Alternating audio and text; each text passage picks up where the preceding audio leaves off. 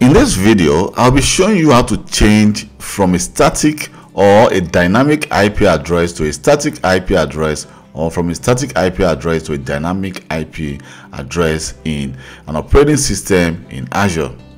So what is a static IP address? A static IP address is an IP address that you configured yourself and it does not change. While a dynamic IP address is an IP address that has been assigned to you by a DHCP server. So that IP address can change at any given time. So right now we have, for example, we have this Windows 11 operating system, and at this moment we are using actually a static IP address. So what you need to do is the following. Let's go to in your client operating system in Azure. Here you can see we have networking. So click on network settings. So from network settings, what you want to do is to click the IP configuration. Here you can see we have the IP config.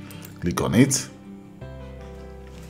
And from the IP configuration, here you want to go under, you can see your IP config 1, which was added during the creation of this virtual machine. And now you want to actually click on the IP config 1. Here you can see we have two options. We have the allocation. You can see it can either be dynamic or static. The static means that this IP address will not be changed. So because I'm using this in a test environment, so I decided to give a static IP address because I don't want that IP address to change. But at the same time, we can go for a dynamic IP address. A dynamic IP address means that the IP address can change at any given time.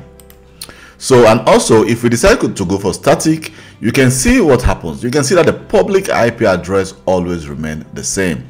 Because with the public IP address, you should be able to connect to the device using the remote desktop protocol if, for example, your company actually allows it. So just remember, with the public IP address, you'll be able to connect to this device from anywhere in the world, so long you know the IP address and also you know you have access to the remote desktop protocol. So this is how you actually change from a dynamic IP address to a static IP address in your client operating system that is installed in Azure.